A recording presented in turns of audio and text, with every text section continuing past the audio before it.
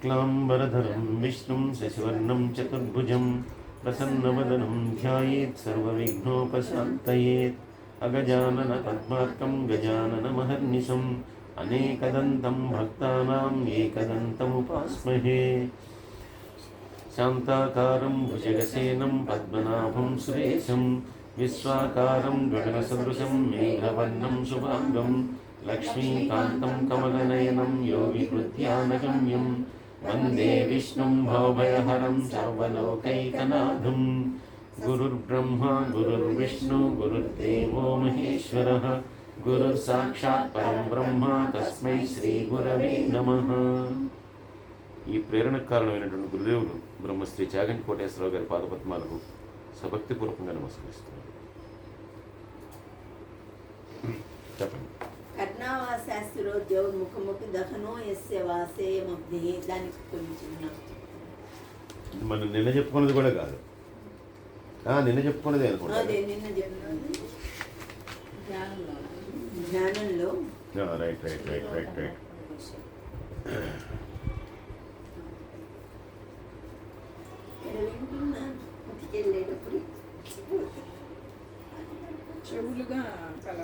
కర్ణ అంటే చెవులే.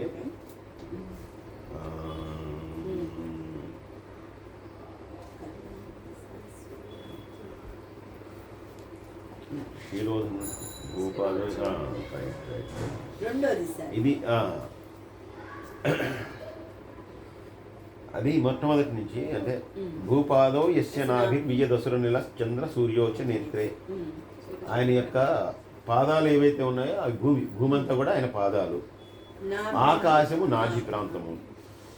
అలాగే సూర్యచంద్రులిద్దరు కూడా ఆయన యొక్క నేత్రాలు. ఓకే. అలాగే దిక్కులు చెవులు ఆయన యొక్క కర్ణములు. తర్వాత అష్టదిక్కులు ఏవైతే ఉన్నాయో స్వర్గము, ఇవన్నీ కూడా అంటే ఏవైతే ఉన్నతమైనటువంటి పవిత్రమైనటువంటి స్థానములు ఉన్నాయో కూడా అవన్నీ ఆయన యొక్క దేహములో ఉన్నటువంటి ఈ నేత్రముల తర్వాత ఈ దిక్కులన్నీ ఈ అష్టదిక్కులన్నీ కూడా ఆయన చెవులు. ఓకే. దేవతలందరూ కూడా సమస్త పుణ్యములు చేసినటువంటి పాపము చేసినటువంటి వారందరూ కూడా ఆ ప్రాంతం నుంచి తోయబడేటటువంటి వారు ఎవరైతే ఉంటారో అది స్వర్గం.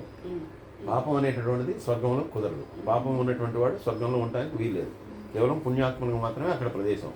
అటువంటి పుణ్యతమైనటువంటి స్వర్గం ఏదైతే ఉందో అది ఆయన యొక్క శిరస్సు. అలాగే అగ్ని, సాక్షాత్తు అగ్ని ఆయన యొక్క ముఖము. ఓకే. దహనం అంటే అది అగ్ని అని చెప్పుకోవాలి. ఏదండి? అచ్చా, దహనము అంటే అక్కడ దహనాన్ని మీరు దహనము అంటే మన మామూలుగా ఈ మన దహనం అనే అర్థాన్ని తీసుకోవాలి. అగ్ని అగ్ని.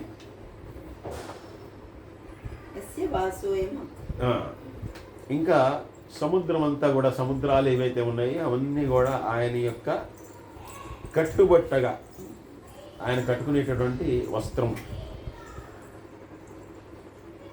ఇంకా మిగిలినటువంటివన్నీ కూడా అంటే దేవతలు కానీ, మానవులు కానీ, పక్షులు కానీ, పశువులు కానీ, వృక్షములు కానీ, సర్పాలు కానీ, గంధర్వులు కానీ, యక్షులు కానీ, కిన్నెలు కానీ, కింపురుషులు కానీ, కొండలు కానీ, ఇవన్నీ కూడా సమస్త ప్రపంచం రాక్షసులతో సహా ఇదంతా కూడా ఆయన శరీరంలో మొత్తం కూడా తిరుగుతుంది.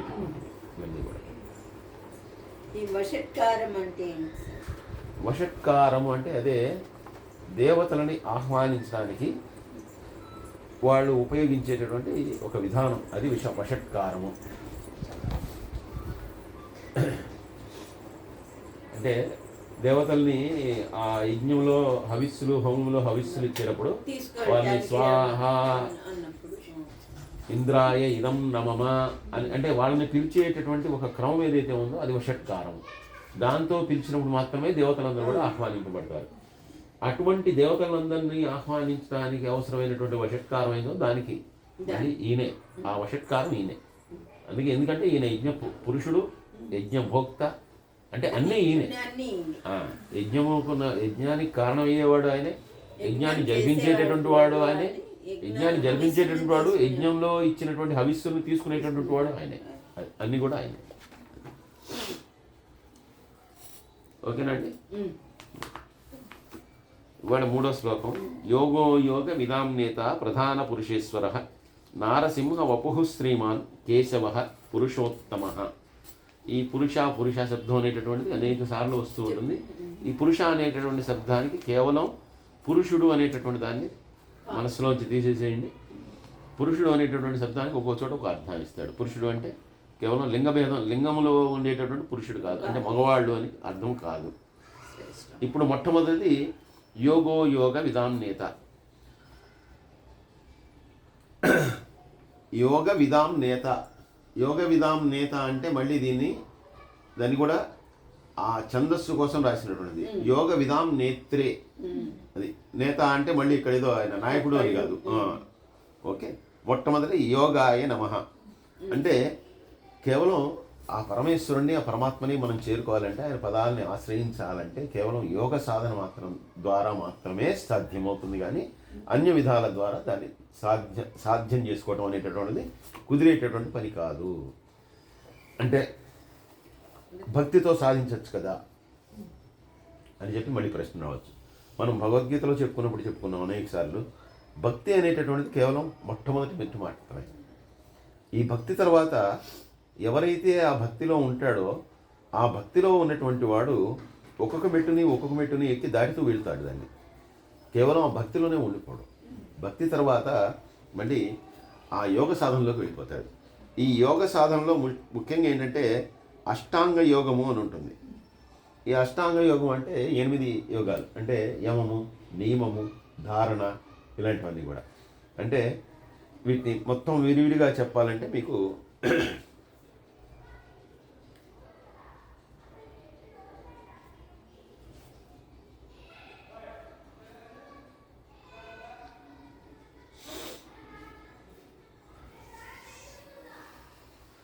యమ, నియమ, ఆసన, ప్రాణాయామ, ప్రత్యాహార, ధారణ, ధ్యాన, సమాధి, ఇన్ని స్థితులు ఉంటాయి అష్టాంగ యోగాలు. ఇవన్నీ కూడా ఒకదాని తర్వాత ఒకటి వస్తుంది. మనకి మామూలుగా మనం భగవద్గీతలో చెప్పుకున్నప్పుడు అన్ని చోట్ల కూడా చెప్పేది ఏంటంటే మొట్టమొదటిది భక్తి. భక్తి ఉంటే కనుక జ్ఞానాన్ని ప్రకాశింపజేసుకుంటాడు. ఎప్పుడైతే జ్ఞానాన్ని ప్రకాశింపజేసుకుంటాడో ఆ తర్వాత మోక్షాన్ని కోరుకుంటాడు. ఎందుకంటే ఒకసారి జ్ఞానాన్ని ప్రాప్తింపజేసుకున్నటువంటి వాడు మళ్ళీ ఈ లోకంలో ఉండాలని కానీ ఇవన్నీ కోరుకోవాలి కానీ కోరుకోడు. వాడు దాన్నే కోరుకుంటాడు.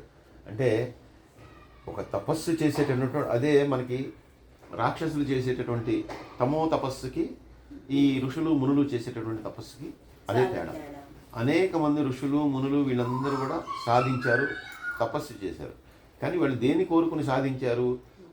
వాళ్ళు ముక్తిని కోరుకోవటం, మోక్షాన్ని కోరుకోవటం, భగవంతుని కోరుకోవటం, ఆయన చేరుకోవటం, దీన్నే కోరుకున్నారు. కానీ వాళ్ళు ఏదో వస్తువుల కోసం కోరుకోలేదు. కానీ రాక్షసులందరూ కూడా వాళ్ళు తపస్సు చేసింది ఎందుకంటే వాళ్ళ ప్రాణాలు కాపాడుకోవడానికి, లేదంటే వాళ్ళకి శక్తులు రావాలి, వాళ్ళకి ఏదైనా కావాలి అని. కాబట్టి ఒకసారి భక్తి మార్గంలో వెళ్ళిపోయిన తర్వాత జ్ఞానాన్ని వాడు సముపార్జిస్తే కనుక, ఆ జ్ఞానం అనేటటువంటి దాన్ని వాడు పొందితే కనుక, వాడు మళ్ళీ తపస్సు చేసి నాకు కారు కావాలనో, మేడ కావాలనో, లేదంటే 10 ఇళ్ళు కావాలనో, ₹1 కోటి కావాలనో వాడు కోరుకోడు. వాడు ఇంకా దేవుణ్ణి చేరడానికి ఆశ్రయిస్తాడు. వీటి మీద జ్ఞానం వచ్చింది అంటే దీని మీద మొత్తం పోయినట్టే. ఇవి పోతేనే జ్ఞానం కలుగుతుంది. ఇవి ఉన్నంత కాలం జ్ఞానం వాడికి కలగదు. అలాగా దీనికి 8 రకాలైనటువంటి ఈ అష్టాంగ యోగం అని 8 రకాలైనటువంటి, అంటే వీటికి 8 రకాలైనటువంటి మార్గాలు చెప్పారు. యమ అంటే నైతికమైనటువంటి నియమాల్ని పాటించడం. నైతికమైనటువంటి నియమాలు పాటించడం ఏంటంటే అహింస మొట్టమొదటిది, హింస చేయకుండా ఉండటం. అలాగే సత్యము, అలాగే దొంగతనం చేయకుండా ఉండటం, బ్రహ్మచర్యాన్ని పాటించటం. మనకి కృష్ణ పరమాత్మ కూడా చెప్తుంది దాంట్లో బ్రహ్మచర్య వ్రతం అనేటటువంటిది ఎంత ప్రాధాన్యతతో కూడుకున్నటువంటిది అని. ఎందుకంటే ఒకసారి కనుక మనిషి ఆ బ్రహ్మచర్యం కాకుండా సంసారాన్ని కోరుకున్నాడు, సంసారం వల్ల ఏమొస్తుంది? సంసారం వల్ల వాడికి సుఖం వస్తుందో దుఃఖం వస్తుందో అన్నీ వస్తాయి. ఒకదాని తర్వాత ఒకటి వస్తాయి. తర్వాత పిల్లలు వస్తారు, మనవలు వస్తారు, ఇంకోటి వస్తుంది. అది కంటిన్యూషన్. ఇంకా దానికి ఆగటం ఉండదు, దానికి అంతం ఉండదు. కానీ బ్రహ్మచర్యంలో ఉన్నటువంటి వాడు ఇంద్రియాన్ని నిగ్రహించుకోవడానికి అవకాశం ఎక్కువ ఉంటుంది. అలాగే ఎవడైతే అస్కలిత బ్రహ్మచారి ఉంటాడో, స్ఖలనం పొందినటువంటి బ్రహ్మచారి ఎవరైతే ఉంటాడో ఆయనకి దివ్యమైనటువంటి తేజస్సు ఉంది. అలాగే ఆ స్ఖలించడం వలన ఎలా అయితే కోల్పోతాడో అస్ఖలితంగా ఉండటం వలన వారి యొక్క తేజస్సుని కానీ వారి యొక్క ధ్యానశక్తిని కానీ అంత అభివృద్ధి పరుచుకునేటటువంటి వాళ్ళకి సాధన వాళ్ళకి చేయగలుగుతారు. అందువల్ల బ్రహ్మచర్యం అనేటటువంటిది అంత ముఖ్యమైనటువంటిది.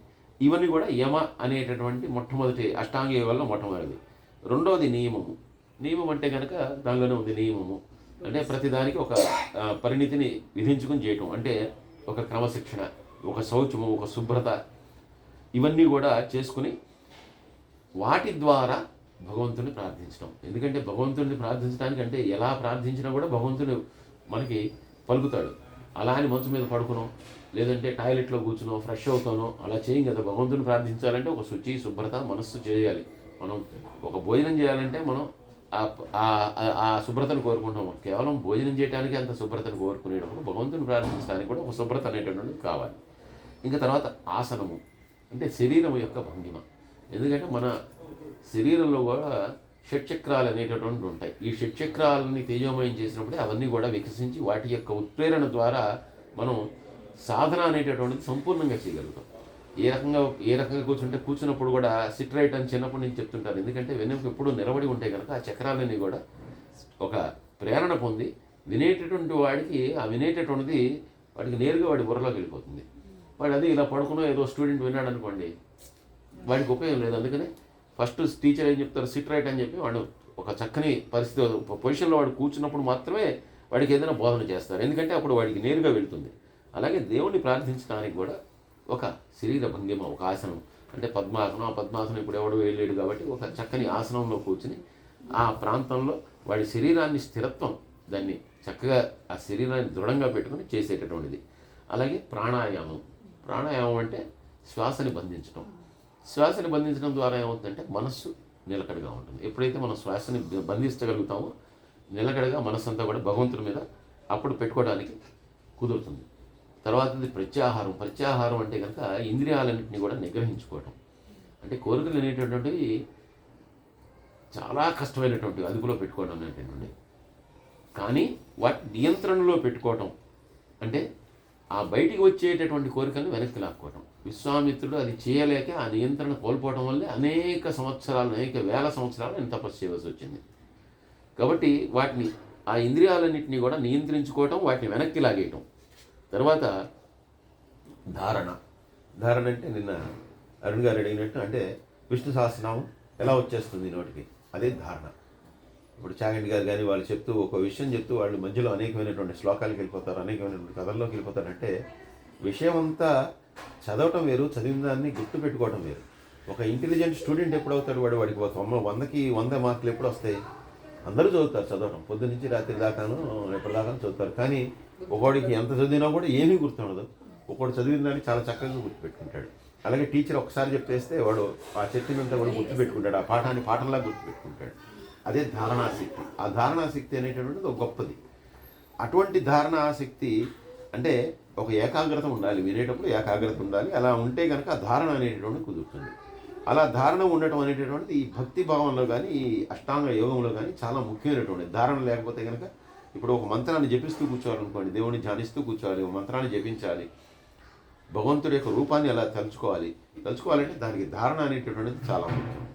ఆ తర్వాత ధ్యానము అంటే నిలకడగా ఒక చోట కూర్చుని ధ్యాన స్థితిలోకి వెళ్ళిపోవడం.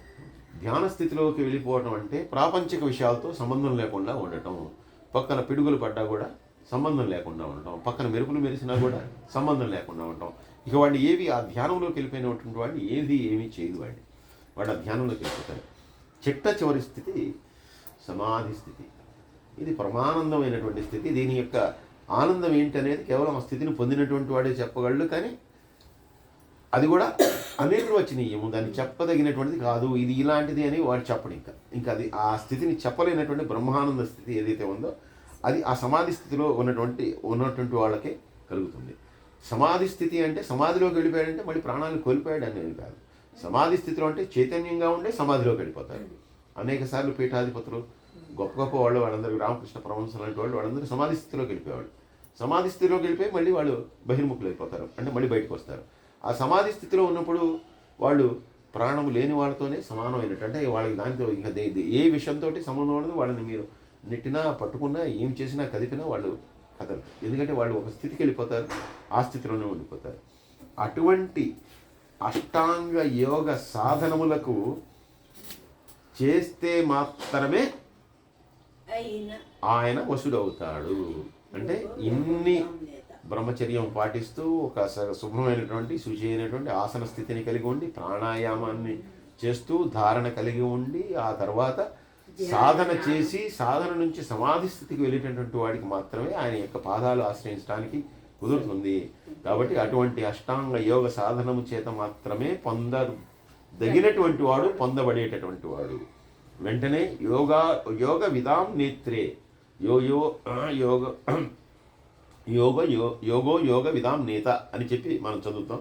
నేత్రే నమః అంటే ఇలా చెయ్యటానికి, అంటే ఒకడు అష్టాంగ యోగం చేస్తున్నాడు, కూర్చున్నాడు, భగవంతుని ప్రార్థిస్తున్నాడు, ఈ యోగంలో ఒక్కో స్థితిని దాటి వెళ్తూ ఉన్నాడు. మరి ఇన్ని స్థితులు దాటినప్పుడు ఒక సమాధి స్థితిలోకి వెళ్ళిపోయాడంటే కొంతమంది రోజుల తరపుడు సమాధి స్థితిలో ఉంటాడు. రమణ మహర్షి కొన్ని రోజులు అక్కడ మొట్టమొదట బాలుడిగా ఉన్నప్పుడు కొన్ని రోజుల పాటు అక్కడ ఉండిపోతే కనుక ఆయనకి ఆహారం లేదు, ఏమి లేదు. ఎవరో కనుక్కుని ఆయన ఆ గుహలో ఉన్నాడని చెప్పి చూశారు. చూసి ఆయనకి ఆహారం తెచ్చిపెట్టినా కూడా ఆయన తినేవాడు కాదు. అక్కడే ఎవరు ఎక్కడ పెట్టి వెళ్ళారో అక్కడే ఉండేది. ఆయన ముట్టుకునేవాడు కదా, ఆ స్థితిలోకి వెళ్ళిపోయేవాడు. ఎందుకంటే ఆ స్థితిలోకి వెళ్ళిపోయి ఆయన దానిలోనే ఉండిపోయేవాడు. అలాగే ఆయన జలగలు పట్టి పీక్కున్నా, లేదు వేరే పురుగులు కుట్టినా అక్కడ ఏమిటి అదేమీ ఏసీ రూమ్ కాదు, ఏమీ కాదు, గుహలో ఒక ప్రాంతం, కొండలో ఉన్నటువంటి ఒక ప్రాంతంలో ఉన్నాడు ఆయన. భయంకరమైనటువంటి పురుగులు ఉంటాయి అక్కడ, ఎటువంటి గాలి వెలుతురు ఏమీ లేనటువంటి ఒక ప్రదేశం. ఎందుకు దాన్ని కోరుకున్నాడంటే ఏకాంతం కోసం కోరుకున్నాడు. అక్కడ ఎవరు డిస్టర్బ్ చేయరని చెప్పి అక్కడ కూర్చుంటే కొన్నాళ్ళకి అక్కడ కూడా వచ్చి వెళ్ళి చూసి భక్తులు ఇంకా ఇది చేయడం మొదలుపెట్టిన ఆ తర్వాత ఆయన బహిర్ముఖుడయ్యాడు. అటువంటి స్థితిలో ఉన్నటువంటి వాడు మరి ఒక పూట 2 పూటలా అన్నం తినకపోతేనే మనం బతకలేం కదా. మరి మనకి అనేకమైనటువంటి తపస్సుల్లో చెప్పారు, కేవలం నీరు తాగి బతికినటువంటి వాడు, గాలి మాత్రమే శ్వాసించి మాత్రమే బతికినటువంటి వాడు, ఇలాంటి వాడు చాలామంది కొన్ని వందల వేల సంవత్సరాలు తపస్సు చేశాడు. మరి వాళ్ళు అలా తపస్సు చేసినప్పుడు ఆ ప్రాణాన్ని నిలబెట్టినటువంటి వాడేవాడు యోగ విధాం నేత్రే.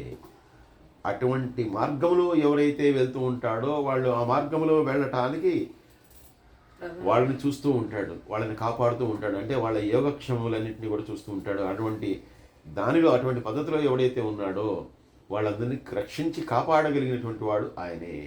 వాళ్ళకి నేత్రములు ఆయనే. అటువంటి యోగములకు నేత్రమే ఆయన. అటువంటి యోగ విధాం నేత్రే. అలాగే ప్రధాన పురుషేశ్వరాయ నమః అంటే మళ్ళీ ఇక్కడ పురుష అనే శబ్దం వచ్చింది. అంటే మనకి ప్రకృతి ఏమండి, ప్రధాన పురుషేశ్వరాయ నమః అనేది ఒక మంత్రం కింద. ప్రధాన యోగ విధాం నేత ప్రధాన పురుషేశ్వర అనేటటువంటిది మనం చదువుకుంటాం. ప్రకృతి పురుషుడు, ప్రకృతి శక్తి, పురుషుడు మాయ. అంటే ఎప్పుడైతే మనం ఒకసారి ఈ ప్రపంచంలోకి అడుగు పెడుతున్నామో ఈ మాయలో మనం ఉండిపోతున్నాం. మాయ అంటే అదే సంసార బంధాలు. దీనిలో అన్నిట్లో కూడా ఉండిపోతున్నాం. అయితే ఈ ప్రకృతి బంధాలన్నింటినీ కూడా తొలగించగలిగినటువంటి వాడు ప్రధాన పురుషేశ్వరుడు. వాటినన్నిటినీ కూడా తొలగించేటటువంటి పరమేశ్వరుడు అటువంటి పురుషుడు. ప్రకృతి బంధాలని అంటే మాయామోహముల నుండి కూడా దాటవేయించగలిగినటువంటి శక్తి కలిగినటువంటి పరమాత్మ విష్ణువు. ఆయనకి నమస్కారము. అది జీవులన్నీ కూడా మాయా బద్ధులై ఉంటాయి. మనందరం కూడా ఆ మాయలోనే మనమందరం కూడా బంధింపబడి ఉంటాం. కానీ ఎవరైతే ఆయన్ని ఉపాసిస్తారో వాటన్నిటి నుంచి కూడా మనల్ని తొలగిస్తాడు. ఆ మాయ అంతా కూడా తొలగించి వేసేటటువంటి పురుషుడు, ప్రధాన పురుషుడు. నారసింహ వపుషే నమః అంటే నరసింహావతారంలో వచ్చినటువంటి ఆ పరమాత్మ ఏం చేశాడు? ప్రహ్లాదుడికి ప్రతి విషయం నుంచి ఆయనకి ఎక్కడెక్కడైతే విఘ్నములు కలుగుతున్నాయో, ఆయనకి ఎక్కడెక్కడైతే ఇబ్బందులు కలుగుతున్నాయో వాటన్నిటి నుంచి తొలగించాడు. తొలగించినప్పుడు ఆయన ఉన్నాడా? ఆయన లేడు. తొలగించినప్పుడు నరసింహస్వామిగా ఆయన రాలా. కానీ చిన్నప్పటి నుంచి తండ్రి నుంచి అనేకమైనటువంటి ఇబ్బందులన్నీ కూడా కలుగుతూ ఉన్నాయి ఆయనకి. నారసింహ వపుషే నమః. భక్తుల యొక్క విఘ్నాలన్నింటినీ కూడా, భక్తుల యొక్క ఇబ్బందులన్నింటినీ కూడా తొలగించేటటువంటి వాడు. ఎలాగా? ఆ నారసింహ రూపంలో. అంటే అక్కడ అవసరమైంది కాబట్టి నారసింహ రూపంలో వచ్చాడు. ఎప్పుడు వచ్చాడు? మొట్టమొదట ప్రహ్లాదుడు జ్ఞానంతో ఆ భగవంతుడిని ప్రార్థిస్తూ ఆయన్ని నమ్ముకుని ఉన్నాడు కాబట్టి ఎన్ని కష్టాలు వచ్చినా, అంటే అంత పసివాడు, ఏనుగుల చేత తొక్కించబడినా, లేదు కొండల మించి తోసివేయించబడినా, పాముల చేత కరిపించబడినా, లేదు వాళ్ళ నాన్న అయినటువంటి హిరణ్యకశిపుడు ఎన్ని రకాలైనటువంటి శిక్షల్ని అమలు చేయాలని చెప్పి ప్రయత్నం చేసినా ఒక చిన్న పిల్లవాడు, 5 ఏళ్ల పిల్లవాడిని ఏమీ చేయగలిగాడు. ఎందుకంటే భగవంతుడిని నమ్ముకున్నాడు కాబట్టి ఆయన ప్రతి చోట ఎన్నైతే కష్టాలు వచ్చాయో వాటన్నిటిని కూడా తొలగించాడు. అటువంటి శక్తి కలిగినటువంటి వాడు, భక్తుల యొక్క విఘ్నములన్నింటినీ కూడా తొలగించేటటువంటి శక్తి కలిగినటువంటి వాడు. నారసింహ వపుశ్రీమాన్, వపుశ్రీమాన్ అని చదువుతాం. ఇక్కడ శ్రీమతే నమః అంటే దీన్ని విడదీస్తే కనుక శ్రీమతే నమః అని అంటున్నారు. అంటే నారసింహ రూపమైనా కూడా, అంటే ఒక సింహాన్ని మామూలుగా మనం కనుక చూస్తే కనుక భయం కలుగుతుంది, ఆందోళన కలుగుతుంది. ఆ రూపం దర్శించదగినటువంటి రూపం కాదు. అంతే కదా, భయంకరంగా ఉండేటటువంటి ఏవైతే ఉంటాయో వాటన్నిటి కూడా మనం ఎక్కువసేపు చూస్తూ ఉండలేం. అందుకనే మనకి ఈ ప్రహ్లాదుని యొక్క కథ చెప్పినా, నరసింహావతారాన్ని గురించి చెప్పినా ఏం చెప్తారు? నారసింహుడిగా ఎప్పుడైతే వచ్చి ఆయన నరసింహావతారంలో ఉగ్ర రూపంలో ఆ హిరణ్యకశిపుడిని సంహరించాడో, సంహరించిన తర్వాత ప్రహ్లాదుడు స్తోత్రం చేయడం ద్వారా మళ్ళీ ప్రసన్నుడై ఆయన మళ్ళీ మామూలు రూపాన్ని పొందాడు అని చెప్పి, ఆ ప్రసన్న రూపాన్ని పొందటానికి కారణం ఏమిటి అనేటటువంటిది ఈ మంత్రం గురించి చెప్తున్నాడు. శ్రీమతే నమః అంటే నారసింహ రూపంలో వచ్చిన, అంటే ప్రపంచాన్నంతా కూడా గడగడలాడించేటటువంటి ఒక పశు రూపము, మనుషులు మానవ రూపము ధరించి చూడశక్యము కానటువంటి ఒక విభత్సమైనటువంటి రూపంలో వచ్చినా కూడా వక్షస్థలమునందు అమ్మవారు ఉండటం వలన ఆవిడ యొక్క శోభతోటి చూడటానికి చాలా చక్కగా మనందరికీ కూడా ప్రసన్నంగా ఉండేటటువంటి రూపంతో కలిగి ఉన్నటువంటి వాడు. ఎందుకంటే ఆయన వక్షస్థలంలో మనకి అంత ముందు కూడా చెప్పుకున్నాం, సాక్షాత్తు ఆ విష్ణు పరమాత్మ యొక్క వక్షస్థలంలో లక్ష్మీదేవి ఉంటుంది కాబట్టి ఆ శ్రీదేవితో కూడినటువంటి వాడు కాబట్టి మళ్ళీ ఆ ప్రసన్న రూపాన్ని ధరించగలిగాడు. ప్రసన్న రూపాన్ని ధరించడానికి కారణం మళ్ళీ ఆ శ్రీదేవి ఆయన యొక్క వక్షస్థలంలో ఉండటం. నారసింహ ఉపశ్రీమాన్ కేశవ పురుషోత్తమ కేశవాయ నమః. కేశవాయ నమః అనేటటువంటి దానికి 2 అర్థాలు చెప్తున్నారు ఇక్కడ. కేశములు అంటే ఇదేనండి, వెంట్రుకలే. సుందరమైనటువంటి వెంట్రుకలు కలిగినటువంటి వాడు, సుందరమైనటువంటి అంటే చక్కని తల వెంట్రుకలు కలిగినటువంటి వాడు. ఇది ఒక్కొక్కళ్ళకి ఒక రకంగా ఉంటుంది. మగవాళ్ళు ఉన్నారు కూడా కొన్ని సగం మందిగా ఉంది, సగం మందికి బట్టతలు ఉంటుంది, సగం మందికి ఊడిపోయి ఉంటుంది, సగం మందికి రకరకాలుగా ఉంటాయి. అలాగే శివుడికి ఏంటంటే కపర్ధిరే నమః, గుప్త కేశాయ నమః అనేటటువంటి నామాలు ఉంటాయి అష్టోత్తరంలో. అంటే జడలు కట్టినటువంటి కలిగినటువంటి వాడు, ఏమీ లేనటువంటి వాడు, బోడిగుండులాగా ఉన్నటువంటి వాడు అని. అలాగే ఈయనకు మాత్రం, విష్ణువుకు మాత్రం కేశవాయ నమః. ఎక్కడ కూడా విష్ణువుని మీరు అలా లేకుండా చూడరు మీరు ఎక్కడ కూడా. సుందరమైనటువంటి తలకట్టు, అంటే చక్కగా మంచి క్రాఫ్ట్తో ఉన్నటువంటి ఇది ఉంటుంది, దాని మీద చక్కగా కిరీటం పెట్టుకుని చూడటానికి బాగా కనిపిస్తుంటాడు అని ఒక అర్థం. సుందరమైనటువంటి కేశపాసమును కలిగినటువంటి వాడు. మనకి గజేంద్ర మోక్షంలో కూడా వర్ణించినప్పుడు ఈయన పరిగెడుతున్నప్పుడు ఆయన కేశాలన్నీ కూడా అలా వెనక్కి వెళ్ళిపోతుంటే లక్ష్మీదేవి యొక్క చెంగు ఆయన యొక్క దీనిలో ఉంటే కనుక అని చెప్పి పోతన గారు వర్ణిస్తారు. అంటే ఆయన యొక్క కేశపశముల యొక్క వర్ణన అంత గొప్పగా ఉంటుంది. అమ్మవారికి ఉంటుంది, అలాగే మళ్ళీ విష్ణుమూర్తికి ఉంటుంది, మళ్ళీ శివుడికి ఉండదు. అటువంటి కేశములు కలిగినటువంటి వాడు ఒక అర్థం. రెండవది, కృష్ణావతారంలో వచ్చినప్పుడు కేసి అనేటటువంటి రాక్షసుని సంహరించినటువంటి వాడు, అందుకని కేశవాయ నమః. ఈ 2 అర్థాలు దీన్ని చెప్తున్నాడు. ఈ నారసింహోపు శ్రీమాన్ కేశవ పురుషోత్తమ. మళ్ళీ ఇక్కడ ఇందాక ఒక పురుషుడు చెప్పాడు, ఇక్కడ పురుషోత్తమ. ఆ పురుషుల్లో అందరిలో కూడా శ్రేష్ఠుడు. మళ్ళీ పురుషులలో శ్రేష్ఠుడు అంటే ఏమిటి అంటే, మనం ఇందాక చెప్పుకున్నాం, పురుషుడు అంటే మాయ, పురుషుడు అంటే మాయ, ప్రకృతి అంటే శక్తి. ఈ రెండు కలిసినటువంటి కలిగినటువంటి స్థితిలో వాళ్ళందరినీ కూడా ఉద్ధరించేటటువంటి వాడు ప్రధాన పురుషేశ్వర అని చెప్పాడు. ఇక్కడేం చెప్తున్నారంటే అటువంటి ఉద్ధరించగలిగినటువంటి పురుషులు ఎవరైతే ఉన్నారో వాళ్ళందరిలోకి కూడా ఉత్తమమైనటువంటి వాడు, శ్రేష్ఠుడు. అంటే ఎటువంటి మాయకు లోబడినటువంటి వాడు, మాయామోహములు అనేటటువంటివి లేనటువంటి వాడు, ప్రకృతి సంబంధమే లేనటువంటి దానికంటే కూడా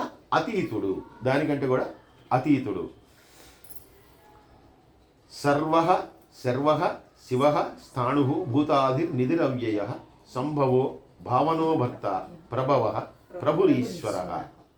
ఓకే, ఇవి మళ్ళీ ఒక్కొక్క నామం. సర్వాయ నమః, సర్వము తానే అయి ఉన్నటువంటి వాడు.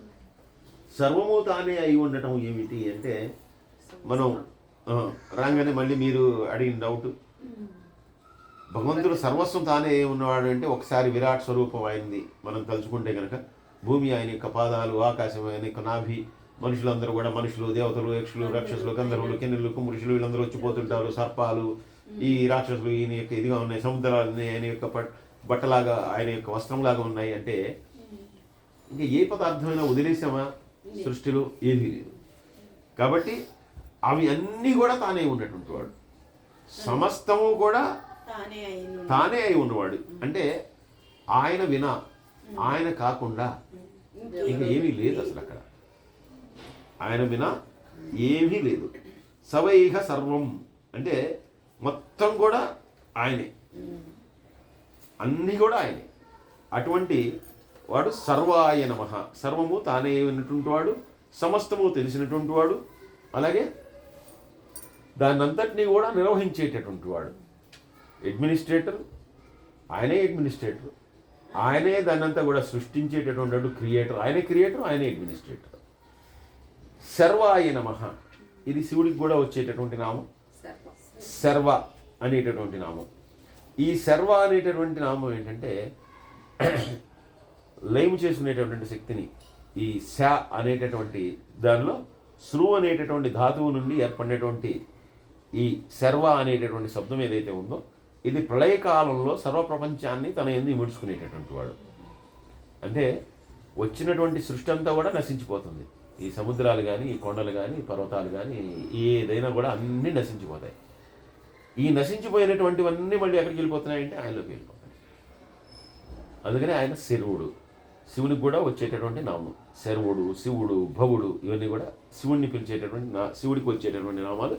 శివుడు, కేశవుడు వేరువేరు కాదు కాబట్టి ఈయన్ని కూడా అదే నామం, సర్వాయ నమః. కాబట్టి ప్రళయకాలంలో సమస్తాన్ని కూడా తన యందు లయింపజేసుకుంటాడు. అంటే కేవలం వినాశనమైన ఇది చేసేది అంటే, మనకి కూడా వచ్చేటటువంటి విఘ్నములు ఏవైతే ఉన్నాయో వాటిని తొలగిస్తాడు. అలాగే మనకి వచ్చేటటువంటి కష్టాలన్నింటినీ కూడా నశింపచేయగలిగినటువంటి వాడు. ఆ కష్టాలన్నింటినీ కూడా అంటే సమస్తాన్ని నశింపజేస్తాడు. అందులో కష్టాలు కూడా ఒక పార్టీ కదా. సో ఆ కష్టాలని కూడా నశింపజేయగలిగినటువంటి వాడు కేవలం ఆ పరమాత్మ యొక్కడే. అటువంటి పరమాత్మకి నమస్కారం. తర్వాత శివాయ నమః, సర్వ శివస్థాను. శివాయ నమః, శివుడు అంటే మంగళస్వరూపుడు. శివుని యొక్క నామమే మంగళస్వరూపము, మంగళము. శివుని యొక్క పేరు తలుచుకుంటే చాలు అది మంగళము అనేటటువంటిది. కాబట్టి అటువంటి మంగళమైనటువంటి స్వరూపునికి, మంగళము అంటే శుభము, అంటే ఆయన పేరు తలుచుకుంటే చాలు శుభము. అటువంటి మంగళ స్వరూపుడికి ఆయనకి నమస్కారము. స్థాణువు అంటే స్థిరముగా ఉండేటటువంటిది. అంటే కొండలన్నీ ఉన్నాయనుకోండి, ఇవన్నీ కూడా స్థాణువులు. అవి కాదులో మనం స్థాణులం కాదు. మనం ఒకచోట ఉండం, అసలు మనం చరిస్తూ ఉంటాం. పర్వతాలు కానీ, కొండలు కానీ, ఇవన్నీ కూడా స్థాణువులు. అవన్నీ కూడా అవి ఎటువంటి కదలిక లేనటువంటివి. అలాగా పరమాత్మ కూడా ఎప్పటికీ స్థిరముగా ఉండేటటువంటి వాడు. ఎన్ని ఇబ్బందులు వచ్చినా, ఎన్ని ప్రళయములు వచ్చినా, ఏది ప్రకృతి అంతా కూడా ఏ రకంగా విధ్వంసం చేసినా కూడా ఆయన మాత్రము ఎటువంటి స్థితిలో కదలకుండా ఎక్కడ ఉన్నాడో అక్కడే ఉంటాడు. అక్కడ ఉండడమే కాదు ఆయన సమస్త జీవుల యొక్క కోరికలను తీరుస్తూ ఒక స్థిరుడుగా, ఒక స్థాణువుగా ఉండిపోతాడు. ఉండిపోయి భక్తుల యొక్క కోరికలన్నింటినీ కూడా తీరుస్తూ ఉంటాడు. భూతదయే నమః.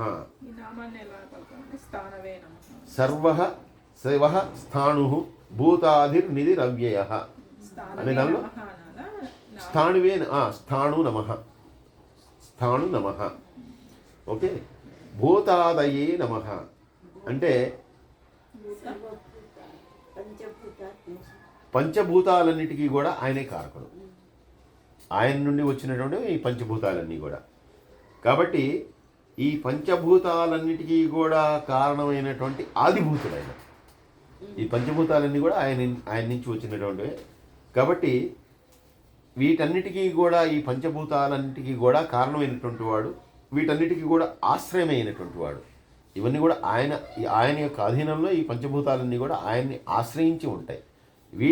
వీటన్నిటినీ కూడా సృజించినటువంటి వాడు ఆయనే. ఈ అన్నిటినీ కూడా సృజించినటువంటి వాడు ఆయనే. కాబట్టి ఆయన భూతాదయే నమః, వాటన్నిటికీ ఆది, వాటికంటే ముందు నుంచి ఉన్నటువంటి వాడు. ఈ పంచభూతాలన్నీ కూడా ఒక ప్రళయకాలంలో నశించిపోతాయి, మళ్ళీ అన్నీ కూడా సృజింపబడతాయి. కానీ ఆయన అప్పుడు ఉంటాడు, ఎప్పుడూ ఉంటాడు. అది అవ్యయాయ నమః.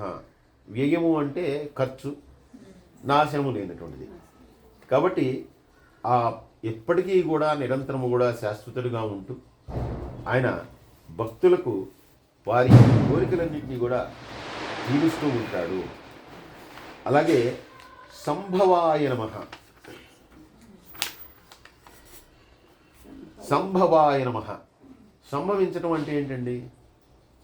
ఈ ఘటన సంభవించింది అంటే ఈ ఘటన జరిగింది అంటే ఆ ఘటన దానంతట అదే జరిగిందనేగా అర్థం. ఇది సంభవించింది అంటే ఏమిటి? దానంతట అదే జరిగింది అని. అలాగా సంభవాయ నమః.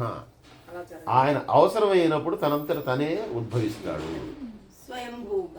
ఆయనంతట ఆయనే ఉద్భవిస్తాడు. ఆయనకి ఎవరు అవసరం లేదు. మనం ఉద్భవించాలంటే మనకు ఇంకోళ్ళు అవసరం కావాలి. మనకు ఆ శారీరక సంబంధం ద్వారా మనందరం కూడా వస్తాం. కానీ ఆయనకి దానికి ఏమీ అవసరం లేదు. ఆయన స్వయంగా ఎప్పుడు కావాలనుకుంటే అప్పుడు ఆయన ఉద్భవించగలడు. ఎలా అయితే ఒక విపరీతం సంభవిస్తుందో అలాగే ఆయన ఎప్పుడు కావాలనుకుంటే అప్పుడు కావాల్సినటువంటి రీతిలో ఏ రకంగా కావాలనుకుంటే ఆ రకంగా రాగలడు. అందుకనే ఆయన చేపలాగా వచ్చాడు, ఒక కూర్మము అంటే తాబేలులాగా వచ్చాడు, వరాహంలాగా వచ్చాడు, నారసింహుడిగా వచ్చాడు, రాముడిగా వచ్చాడు, కృష్ణుడిగా వచ్చాడు. ఎక్కడ ఏది ఎలా అవసరమో ఆ రూపంలో వచ్చాడు. అలా ఆయన సంభవించేటటువంటి వాడు. ఆయనంతటా ఆయనే సంభవించగలడు, ఆయనంతటా ఆయనే రావగలడు. అలాగే భావాయ నమః, భావనాయ నమః అంటే భావన అంటే మనకి ఏదైనా భావన అంటే ఏంటండి? దీన్ని చేయటం ద్వారా ఈ ఆనందం కలుగుతుంది, దీన్ని చేయటం ద్వారా ఒక కష్టం కలుగుతుంది అనేటటువంటిదే భావన కదా మన భావన. ఇప్పుడు చక్కగా ఎండాకాలం మంచి ఎండలో ఒక ఏసీలోకి వెళ్ళాం. ఏసీలోకి వెళ్తే చల్లటి సౌఖ్యం కలుగుతునేటటువంటి భావన. ఓకే, లేదు చాలా శీతాకాలంలో ఉన్నాం, ఒక చలి ప్రదేశంలో ఉన్నాం, కెనడా లాంటి దేశంలో ఉన్నాం, అమెరికా లాంటి దేశంలో ఉన్నాం, వెచ్చని ఒక ప్రాంతంలో కూర్చుంటే శరీరానికి సంతోషం కలుగునేటటువంటి భావన.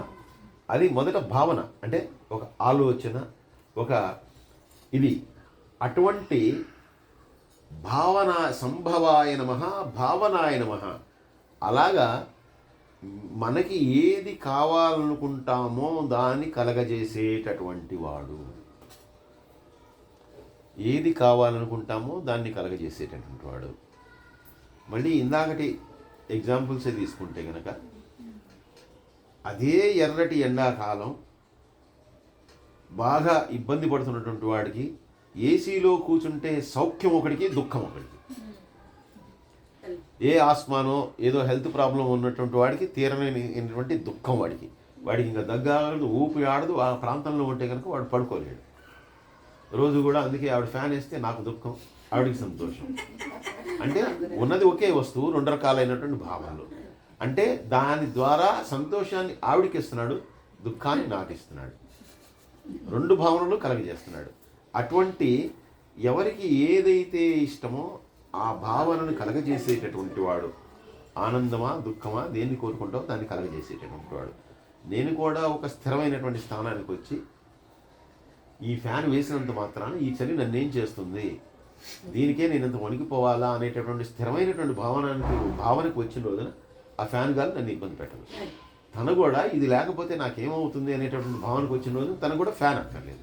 ఇవన్నీ ఏంటంటే మనకి కలిగేటటువంటి కేవలం భావనలు ఇవన్నీ. కానీ అందువల్ల ఏమవుతాయంటే అవి ఎంత తీవ్రతరం అవుతాయంటే అది ఉంటేనే ఆనందం. కొంతమంది చూడండి, ఫ్యాను చలి వేసినా కూడా దుప్పటి కప్పుకొని సౌండ్ వింటూ ఉండాలి. ఆ రెక్కలు మోగితేనే వాళ్ళకి నిద్ర వస్తుంది, లేకపోతే నిద్ర రాదు. అదే అది అది భావన, అది నిజమా? అది భావన.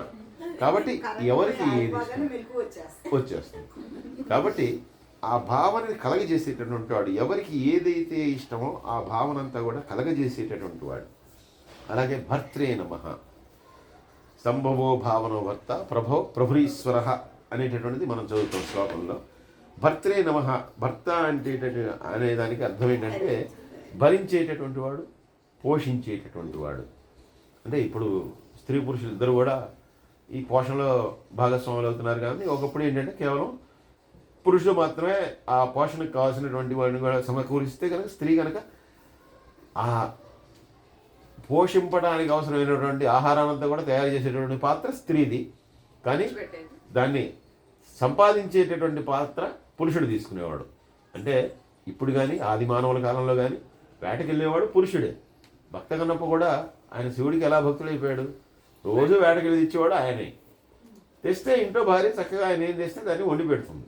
కాబట్టి తేవాల్సింది ఈయన, పొద్దున్న లేచి బయలుదేరాల్సింది ఆయనే. ఈయన వెళ్ళి తెస్తాడు, ఆవిడ వండి పెడుతుంది. అంటే మొట్టమొదటి నుంచి మనకు ఉన్నటువంటి సంస్కృతి ఇదే. అందువల్ల అటువంటి భర్త్రే నమః, సమస్తాన్ని కూడా పోషించేటటువంటి వాడు, సమస్తాన్ని కూడా భరించేటటువంటి వాడు. ప్రభవాయ నమః, అలాగే ప్రభవాయ నమః అంటే ప్రభవించటం, సంభవించటం, ప్రభవించడం. ప్రభవించడం అంటే కూడా ఉద్భవించడం అనేటటువంటి ఒక అర్థం. అంటే ఈ సమస్త ప్రపంచాన్ని, సమస్త విశ్వాన్ని అది ప్రభవింప చేయడానికి కారకుడు ఆయనే. అంటే సృష్టికర్త ఆయనే. ఆయన వల్లనే, ఆయన సృజన వల్లనే మనందరం కూడా వస్తున్నాం అనేటువంటి ఒకటి. రెండు, తన యొక్క విశేషమైనటువంటి అవతారాల ద్వారా ఎప్పుడు కావాలంటే అప్పుడు ప్రభవిస్తుంటాడు. ఎప్పుడు కావాలంటే, ఎలా కావాలంటే అలా ప్రభవిస్తుంటాడు. అంటే ఏది ఎక్కడ ఏది అవసరం ఆ రకమైనటువంటి రూపంలో వస్తుంటాడు. అందుకే మనం మామూలుగా కూడా ఏమంటాం, భగవంతుడి రూపంలో వచ్చాడు అంటే ఆ క్షణానికి ఆ అవసరమైనటువంటి దాన్ని ఎవరి చేతనో అందజేస్తాడు. అలా ఆయనంతటా ఆయనే స్వయంగా ప్రభవింపగలిగినటువంటి వాడు.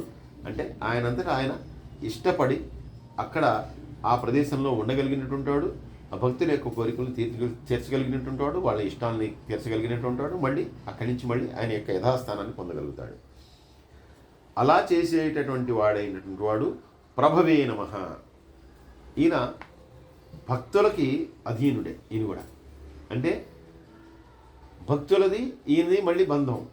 అంటే భగవంతుడికి ఏ రకమైనటువంటి బంధాలు లేవు, ఏ రకమైనటువంటి రాగద్వేషాలు లేవు, ఏ గుణాలకి ఆయన అతీతుడు, అన్ని గుణాలకి అతీతుడు అని చెప్పుకుంటున్నాం. కానీ ఒక్క భక్తుడికి మాత్రం అధీనుడైపోయి ఉంటాడు. భక్తుడికి మాత్రం అధీనుడే. ఎందుకంటే భక్తుడు పిలిస్తే రాకుండా ఉండలేడు. అది పోతన గారి విషయంలో అయినా, అది రామదాసు విషయంలో అయినా, ఎంతమంది భక్తుల విషయంలోనూ ఎన్నోసార్లు నిరూపింపజేసుకున్నాడు. అలా భక్త పరాధీనుడై ఉన్నప్పటికీ, అంటే వాళ్ళ అధీనంలో ఉన్నప్పటికీ మనలాగా వాళ్ళతోనే కట్టుబడి అక్కడే జీవితం అనుకుని ఉండడు. సర్వస్వతంత్రుడిగానే ఉంటాడు. మనం ఒకదానికి అధీనం అయిపోయాం అనుకోండి, మనం దానికి బానిసలైపోతాం. అంటే ఒక అలవాటు కావచ్చు, అది మనకి ఒక ఇష్టం ఉంటుంది. ఆ ఇష్టానికి మనం దానికి ఇంకా అధీనం అయిపోతే, అంటే ఒక పదార్థం తినడం మనకి ఇష్టం. ఆ పదార్థానికి ఏమంటే మనం ఫస్ట్ ఆ పదార్థానికి అధీనం అయిపోతాం. మనం ఇక ఎప్పుడైనా సరే ఆ పదార్థం కోసం మనం ఎంతగానో ఇదైపోతాం. అది కేవలం ఒక తినే పదార్థం కావచ్చు, లేదంటే ఒక అలవాటు కావచ్చు, డబ్బులు సంపాదించాలనేటటువంటి కోరిక కావచ్చు, లేదంటే కనుక ఏవైనా అలవాట్లు కావచ్చు. వీటన్నిటికీ కూడా అధీనులు అయిపోండి, ఇంకా వాటిలోంచి బయటికి రాలేము. కానీ ఈయన భక్తపరాధీనుడైనా కూడా ఆయన సర్వస్వతంత్రుడు. ఆయన ఎప్పుడు కావాలనుకుంటే కనుక అప్పుడు మళ్ళీ వదిలేసి వెళ్ళిపోవాళ్ళు. ఆయన ఏం చేస్తాడంటే మళ్ళీ వీడిని వదిలేసి వెళ్ళిపోకుండా వీడిని తనతో పాటు తీసుకెళ్ళిపోతాడు. ఈయన మళ్ళీ వాడికి అధీనుడై ఉండడు, ఈయనే ఆయన తీసుకెళ్ళిపోడు. అంటే అటువంటి సమర్థత కలిగినటువంటి వాడు, భక్త పరాధీనుడైనటువంటి వాడైనా కూడా సర్వసమర్థుడు. ఎప్పుడు కావాలంటే అప్పుడు దాన్ని మళ్ళీ వదిలేసుకుని వెళ్ళిపోగలిగినటువంటి వాడు. ఈశ్వరాయ నమః. ఈశ్వరుడు అంటే ఈశ్వర నామంలోనే మొట్టమొదటి దానిలో శివుడు అంటే శుభము, మంగళము. ఇక్కడ ఈశ్వరుడు అంటే ఐశ్వర్యము. ఐశ్వర్యం అంటే సకల ఐశ్వర్యములు, ఇంకా సకల ఐశ్వర్యములను కూడా ప్రసాదించగలిగినటువంటి గొప్పవాడు ఆయన. అందుకనే ఈశ్వరాయ నమః. అంటే మనకి సకలం సర్వం ఎలా ప్రసాదిస్తున్నాడు అంటే మరి ఆయనే పుట్టిస్తున్నాడు, ఆయనే మనకి ఉత్పత్తి వినాశనము అన్నీ కూడా ఆయనే.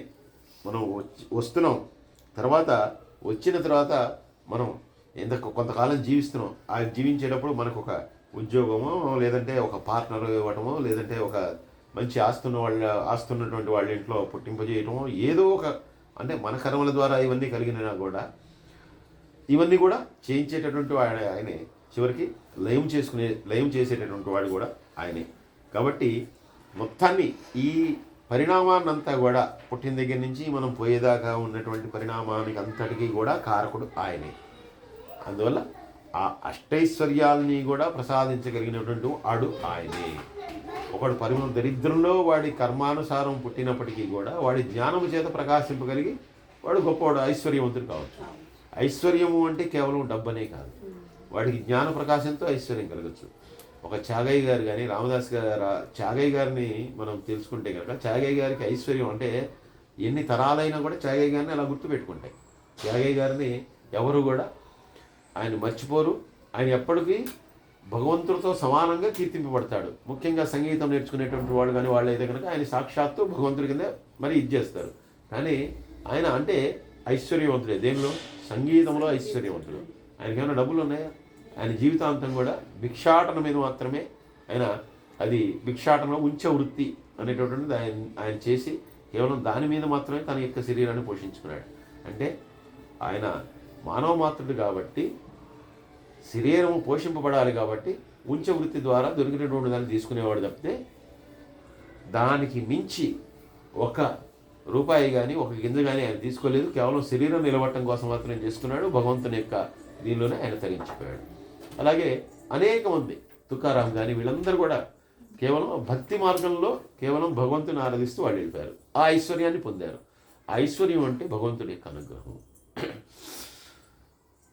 స్వయంభూ శంభురాదిత్య పుష్కరాక్షో మహాస్వన అనాది నిధనోధాత విధాత ధాతురుత్తమ. స్వయంభువే నమః. అంటే మనందరం కూడా జన్మించాలంటే మనకి కర్మానుసారము, అంటే మన పూర్వజన్మ సుకృతం వల్ల మనకి జన్మ అనేటటువంటిది కలుగుతుంది. అది మానవ జన్మ కలుగుతుందా, ఉత్తమ జన్మ కలుగుతుందా, మానవ జన్మలో మళ్ళీ ఏ జాతిలో మనం పుట్టాలి, ఏ కులంలో పుట్టాలి, ఏ రకంగా పుట్టాలి, ఇవన్నీ కూడా మన యొక్క సంస్కారం వల్ల మనకు కలిగేటటువంటివి. ఆ తర్వాత వాడి యొక్క సంస్కారంతో, అంటే పుట్టిన తర్వాత వాడి యొక్క దీంతో వాడు ఉన్నతగా తీర్చిదిద్దుకునే అవకాశం ఉంటుంది. కానీ పుట్టుక అనేటటువంటిది మాత్రం అది మనకి తెలియనటువంటి ఒక నిర్ణయం, అది పరమాత్మ నిర్ణయం. అందువల్ల పుట్టుక అనేటటువంటిది జరుగుతుంది మనకి. కానీ ఆయనకి మాత్రం అటువంటి దానికి అవసరం లేదు. ఆయన ఎలా కావాలనుకుంటే అలాగే, ఏ రూపంలో కావాలనుకుంటే ఆ రూపాన్ని ఆయన ధరించగలడు. అలాగే ఆ ధరించినటువంటి దాన్ని కూడా తృణప్రాయంగా వదిలేసి ఆయన విడిపోగలడు. మనం ఏంటంటే మన కర్మని బట్టి మనం ఎన్ని రోజులు ఉండాలో అన్ని రోజులు. కొంతమంది వాళ్ళకి ఏదైనా ఆరోగ్యంలో ఇబ్బంది కానీ ఏదైనా వస్తే కనుక వెళ్ళిపోతే బాగుండు అనుకుంటారు, కానీ ఎక్కడికి వెళ్ళరు వాళ్ళు. అలాగే వాళ్ళు ఎందుకంటే అనుభవించాల్సినటువంటి యోగం ఉన్నప్పుడు వాళ్ళు ఇక్కడే ఆ కర్మలన్నిటిని కూడా అనుభవించాల్సిందే. అది సాక్షాత్తు రామకృష్ణ పరమహంస లాంటి మహానుభావులకి, అలాగే రమణ మహర్షి లాంటి వాళ్ళకి, వీళ్ళకి కూడా తప్పలేదు. వాళ్ళకు కూడా కొన్ని వ్యాధులతో ఇబ్బంది పడి ఎలాగో మానవ జన్మ అనేటటువంటిది వచ్చింది కాబట్టి ఈ ఇబ్బందులన్నీ ఇప్పుడే అనుభవిస్తే కనుక ఇంకా నిష్కృతి అనేటటువంటిది ఉంటుంది. అంటే మళ్ళీ జన్మించాల్సినటువంటి అవసరం ఉండదు అని చెప్పి వాళ్ళు ఎన్ని బాధలు వచ్చినా వాటిని ఎప్పుడు కూడా బాధల కింద పరిగణించకుండా, మనమైతే కనుక చిన్న బాధకే తట్టుకోలేము, కానీ వేటికి కూడా వాటిని పరిగణలోకి తీసుకోకుండా, ఆ బాధల్ని నివృత్తి చేసుకోకుండా వాటిని అనుభవిస్తూ వాళ్ళ కాలాన్నంతా కూడా గడిపేసి చివరికి వాళ్ళు ఆ సమాధి స్థితిని పొందారు. వాళ్ళందరూ కూడా వాళ్ళే మళ్ళీ మందులు తీసుకున్నాం, వెంటిలేటర్ల మీద ఉండాలనుకుంటే కనుక అప్పుడు ఉన్నటువంటి భక్తులు అనేక మంది అనేక రకాలుగా సహాయం చేసేవాళ్ళు వచ్చినా కూడా వాళ్ళు కేవలం ఎప్పుడు వైద్య సహాయాలు ఇవన్నీ కూడా వద్దనే చెప్పేవాళ్ళు. ఎందుకంటే అనుభవించవలసిందే. అది నువ్వు వైద్య సహాయం తీసుకున్నంత మాత్రాన నీకు తగ్గదు, మళ్ళీ దీనికోసం నేను ఇంకో జన్మ మళ్ళీ తీసుకోవాల్సి వస్తుంది, కాబట్టి దీన్ని ఏదో ఈ జన్మతోనే వదిలించేసుకుంటాను అనేటటువంటి దాంతోనే వాళ్ళందరూ కూడా ఆ రకంగా ఇది చేశారు. కానీ పరమాత్మకి అటువంటి అవసరం ఏమి ఉండదు. ఆయన ఎప్పుడు కావాలంటే అప్పుడు, ఏ రూపంలో కావాలంటే ఆ రూపంలో ఆయన స్వయంభూగా వచ్చేసేయగలడు. అలాగే మళ్ళీ అంతతరంగానే దాని నుండి మళ్ళీ విముక్తిని పొంది దాన్ని మళ్ళీ యథాస్థితికి వెళ్ళిపోగలిగినటువంటి వాడు.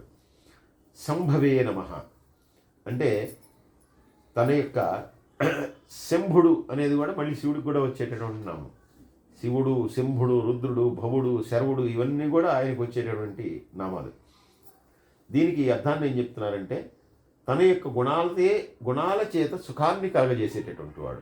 శంభుడు అంటే తన యొక్క గుణాల చేత సుఖాల్ని కలగజేసేటటువంటి వాడు, అలాగే శుభాల్ని అనుగ్రహజేసేటటువంటి వాడు, భక్తులకి సుఖాన్ని కలిగించేటటువంటి పరమాత్మ. ఈ భక్తులకి సుఖాన్ని కొన్ని అవతారాల్లో కలిగించాడు. భక్తులకి, అనేక భక్తులకి, ముఖ్యంగా అంటే ఇప్పుడు నరసింహావతారం, కృష్ణావతారం, మత్స్యావతారం ఉందనుకోండి. అక్కడ ఆయన కేవలం ఒక దైవకార్యం కోసం వచ్చాడు. దైవకార్యం కోసం వచ్చేసి ఆ దైవకార్యాన్ని పూర్తి చేసుకున్నాడు. వేదాలను రక్షించడానికి ఒకసారి వచ్చాడు, సముద్ర మదనం కోసం కూర్మావతారం ఎత్తాడు, ఇలా వచ్చాడు, వెళ్ళిపోయాడు. అక్కడ భక్తులకి సుఖం ఎందుకు వచ్చింది? అక్కడ ఏమి సుఖం రాలా. అలాగే ప్రహ్లాదుడికి ఏమైనా నరసింహావతారంలో వచ్చి సుఖాన్ని కలిగించాడా? ఏమీ కలిగించలేదు. ఎందుకంటే ప్రహ్లాదుడేమి నేను మా నాన్న పెట్టేదానికి ఇబ్బందులు పడిపోతున్నాను, నేను చాలా కష్టాలు పడిపోతున్నాను, కాబట్టి నన్ను రక్షించు అని చెప్పి ఎప్పుడు ఆయన ఒక్కరోజు ప్రార్థించాల. ఆయన ఎన్ని కష్టాలు పెట్టినా పెట్టుకో నాకు భగవంతుడు ఉన్నాడు, నన్ను చూసుకుంటాడనే ధైర్యంతోనే ఉన్నాడు. కానీ ఆయన ఇప్పుడు అలా ఈయనే ఎక్కడున్నాడు అని వెతుక్కుంటూ వెళ్తే బయటకు వచ్చాడు. ప్రహ్లాదుడు ఎప్పుడు ఆయన గురించి వెతకల. కానీ భక్తుల్ని సుఖింపజేసినటువంటి అవతారాలు ఏమి ఉన్నాయంటే రాముడు, కృష్ణుడు. పుంసాం మోహన రూపాయ. ఎందుకంటే సాక్షాత్తు వివాహాలు చేసుకోకుండా బ్రహ్మచర్యంలోనే ఉండేటటువంటి మునులందరూ కూడా ఎప్పుడైతే ఈయన వనవాసం చేసి వెళ్తున్నాడో వాళ్ళందరూ చూసి ఆహా ఎంత సుందరమైనటువంటి రూపం, ఇటువంటి వాడు కనుక ఒకడు ఉంటే కనుక మనం స్త్రీ రూపంలో మళ్ళీ జన్మించి, అంటే కేవలం వాళ్ళందరూ మోక్షం కోసం తపస్సు చేసుకుని మోక్షాన్ని పొందుదాం, భగవంతుడు చేరదామని చెప్పి కూర్చున్నటువంటి అడవుల్లో కూర్చుని తపస్సు చేసుకునేటువంటి వాళ్ళు కూడా ఇటువంటి పురుషుణ్ణి మనం భర్తగా పొందగలిగితే అంతకంటే అదృష్టం ఉంటుంది. దానికంటే ఒక స్త్రీగా మనం పుట్టి చక్కగా ఇటువంటి వాడితో భర్తతో కాపురం చేస్తే బాగుంటుంది కదా అని చెప్పి వీళ్ళందరూ అనేక సార్లు కోరుకున్నారు. అటువంటి సుందరమైన రూపం రాముడిగా ఆయన కలిగి వచ్చాడు. అలాగే నల్లటి వాడైన కృష్ణుడు. అందుకే గోపికలు కానీ అందరూ కూడా ఆయన ఇదైపోయారు ఆయన యొక్క ఆఖరి చేత. ఎందుకంటే కృష్ణ వ్యసనకర్షకాయ, కృష్ణుడు బ్రహ్మాండంగా ఆకర్షిస్తాడు, అందరినీ కూడా అట్రాక్ట్ చేస్తాడు అనమాట, నల్లని రూపంలో ఉన్నా కూడా. అలాగే ఈ రెండు అవతారాల్లో కూడా రాముడిగా, కృష్ణుడిగా వచ్చినప్పుడు భక్తులందరికీ కూడా తన సౌందర్యం ద్వారా కానీ, తన యొక్క గుణముల ద్వారా కానీ, కేవలం సౌందర్యం అంటే దేహ సౌందర్యం అనేది తీసుకోకుండా గుణాల ద్వారా కూడా, మరి రాముడిగా ఆయన యొక్క గుణాలు అనేటటువంటి మనం ఎప్పటికీ కీర్తించుకుంటూ ఉంటామంటే గుణముల చేత ప్రకాశించాడు అక్కడ రాముడిగా. కాబట్టి గుణముల చేత సుఖాన్ని కలిగించేటటువంటి వాడు, అలాగే సౌందర్యం చేత అందరికీ కూడా సమస్తమైనటువంటి శుభాల్ని అనుగ్రహించగలిగినటువంటి వాడు. ఆదిత్యాయ నమః. ఆదిత్యాయ నమః అంటే సింపుల్గా డైరెక్ట్గా చెప్పుకుంటే కనుక సూర్యాయ నమః. సూర్యుడికి ఆదిత్యుడు అనేటటువంటి ఒక పేరు. కానీ సూర్యుడిలో ఉండేటటువంటి తేజస్సు కానీ, ప్రకాశం కానీ ఇదన్నీ ఎవరు అంటే మళ్ళీ ఆ పరమాత్మ. ఎందుకంటే ఆ సూర్యుడు కూడా ఒకప్పుడు వెళ్ళిపోతాడు, మళ్ళీ ఆయనలోకి వెళ్ళిపోతాడు. ఆ సూర్యుడు కూడా శాశ్వతుడు కాడు.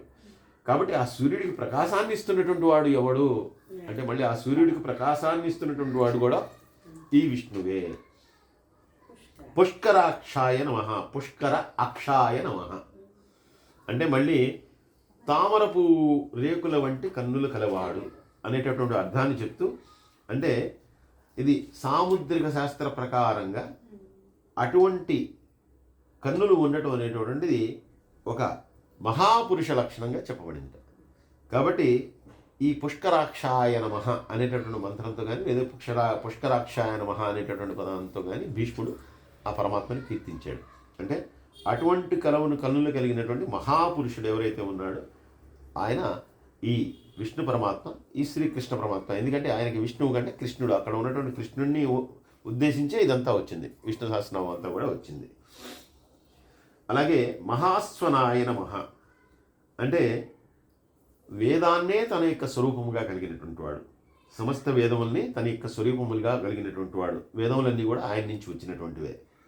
అలాగే పాంచజన్యము అనేటటువంటి శంఖము యొక్క గొప్ప ధ్వని కలిగినటువంటి వాడు. మనకి ఈ శబ్దము, కాంతి ఇవన్నీ కూడా చాలా ముఖ్యమైనటువంటివి. ఎందుకంటే మంత్ర సాధనలో కానీ దేనిలో అయినా సరే శబ్దము లేకుండా ఆ సాధన అనేటటువంటిది సాధ్యము కాదు. కాబట్టి అటువంటి ధ్వని ఏదైతే ఉందో ఆ ధ్వనికి ప్రమాణం ఈయనే. ఆ ధ్వని అనేటటువంటిది, ఆ ఓంకారం అనేటటువంటిది ఆ పరమాత్మ నుంచే వచ్చింది అని చెప్తారు. ఆ ఓంకారం. అందుకే మనం తిరుపతి గుడిలోకి వెళ్ళినా, ఎటువంటి ఒక దేవాలయానికి వెళ్ళినా కూడా ఆ నామాల్ని, ఓంకారాన్ని కానీ నారాయణాయ నమః అనేటటువంటి మంత్రాన్ని కానీ రిపీటెడ్గా మనం వినటం వల్ల దానివల్ల ఒక రకమైనటువంటి మనకి వైబ్రేషన్ వస్తుంది లోపల, ఒక తెలియనటువంటి ఆనందం. కాబట్టి అటువంటి గొప్ప శబ్దశక్తి, ఓంకార నాదము, నాదశక్తి ఇవన్నీ కలిగినటువంటి వాడు. మళ్ళీ ఈ శబ్దము అనేటటువంటి ఎక్కడి నుంచి వచ్చింది? వేదము నుంచి వచ్చింది. వేదం అనేటటువంటిది లిపి కాదు, కేవలము శబ్దము మాత్రమే. ఒకళ్ళ నుంచి అపౌరుషము అని చెప్తారంటే ఇది ఎవరు రాసినది కాదు, ఒకళ్ళ నోటి నుంచి ఒకళ్ళకి, ఒకళ్ళ నోటి నుంచి ఒకళ్ళకి వాళ్ళు నేర్చుకునేటువంటిది. అది నేర్చుకుని ఇప్పుడు చెప్పేది ఏంటంటే ఉపనిషత్తులు కానీ ఇవన్నీ కానీ అనేకమైనటువంటి ఉన్నా కూడా ఒకళ్ళ ద్వారా ఒకళ్ళు గ్రహించడం వల్ల ఇన్ని యుగాలు గడిచిపోవటం వల్ల ఇవన్నీ తగ్గిపోయి ఇప్పుడు ఏవైతే ఉన్నాయో అవి మాత్రమే మిగిలాయి, చాలా వరకు వెళ్ళిపోయాయి, అంటే కనుమరుగైపోయాయి అని చెప్తారు. అంటే ఉన్నవే ఇన్ని, ఇంకా ఎన్ని ఉండేవో, ఇవన్నీ కూడా ఆయన నుంచి ఉద్భవించినటువంటివే. కాబట్టి గొప్ప వేద స్వరూపము, నాదము కలిగినటువంటి వాడు మహాస్వనాయ నమః. అనాది నిధనాయ నమః. అనాది నిధనాయ నమః అంటే మనకు ఉన్నట్టుగా జరామరణములు లేనటువంటి వాడు. ఆయనకి జననము లేదు, మరణము లేదు. కావాలంటే ఎప్పుడు కావాలంటే అప్పుడు వస్తాడు, మళ్ళీ వెళ్ళిపోతాడు, అంతే. అంతేగాని అది మరణము అని చెప్పి మనం అనుకోకూడదు. అందుకే మనకి పురాణాల్లో కూడా, ఇతిహాసాల్లో కూడా ఏం చెప్తాడు? శ్రీరాముడిగా వచ్చి శ్రీరాముని యొక్క అవతార పరిసమాప్తి, అంతేగాని శ్రీరాముని యొక్క మరణం అని చెప్పి ఎవడూ చెప్పడు. శ్రీరాముని యొక్క అవతార పరిసమాప్తి, కృష్ణావతార సమాప్తి. కృష్ణావతారం అయిపోయింది, కృష్ణావతారం అయిపోతే మరొక అవతారంలో ఎప్పుడో వస్తాడు, అవసరమైనప్పుడు వస్తాడు. రామావతారం అయిపోయింది, అలా నదిలోకి వెళ్ళిపోయాడు, అవతారాన్ని చాలించాడు, అంతే. కాబట్టి జన్మమరణములు కానీ జరామరణములు కానీ వీటన్నిటికీ కూడా అతీతుడు. కాబట్టి ఆయన శరీరమే దివ్యమైనటువంటిది, వీటన్నిటికీ కూడా అతీతమైనటువంటిది. దీనికి ఆది లేదు, అంతం లేదు. అంటే దానికి మొదలు తుది అనేటటువంటివి లేదు. కానీ మిగిలిన వాటి అన్నిటికీ ఏంటంటే కనుక మన శరీరాలకైతే కనుక ఒక ఇది ఉంటుంది. ప్రతి పదార్థానికి, సృష్టిలో ఉన్నటువంటి ప్రతి పదార్థానికి, పరమాత్మకి తప్పితే మిగిలిన వాటి అన్నిటికీ ఒక ఎక్స్పైరీ డేట్ ఉంది. ఏ ఎక్స్పైరీ డేట్ లేని వాడు. ఒకే మాటలో చెప్పాలంటే నో ఎక్స్పైరీ, ఎప్పటికీ లైఫ్. అలాగే ధాత్రే నమః. ధాత్రే నమః అంటే ధాత్రే నమః ధరించినటువంటి వాడు, సృష్టినంతటిని కూడా ధరించినటువంటి వాడు. విశ్వమును అంటే సృష్టి, విశ్వము ఇవన్నీ తీసుకుంటే, సృష్టి అంటే సమస్తము అని తీసుకోండి. దానిలో కొండలు, గుట్టలు, లోయలు, పర్వతాలు, సముద్రాలు, నదులు, చెట్లు, పుట్టలు, యక్షులు, గంధర్వులు, కిన్నెరులు, కింపురుషులు, దేవతలు, ఇంక ఎన్నైతే ఉన్నాయో అన్ని సమస్తం. ఇక ఇది లేదు, ఇది ఉంది అనుకోవడానికి ఏమీ లేదు. సమస్తాన్ని కూడా ధరించినటువంటి వాడు అని. మళ్ళీ సమస్తాన్ని ధరించినటువంటి వాడు అని చెప్పి ఎందుకు అంటున్నారంటే, ఇప్పుడు బ్రహ్మగారు ఆయన చేత సృజింపబడినటువంటి వాడే. ఆయన నాభి నుంచి ఉద్భవించినటువంటి వాడే బ్రహ్మ. ఆ బ్రహ్మగారి నుంచి వచ్చినటువంటి వాళ్ళు మళ్ళీ నవబ్రహ్మలు. అంటే ఆయన 9 మంది బ్రహ్మల్ని ఆయన సృష్టింపజేసుకున్నాడు.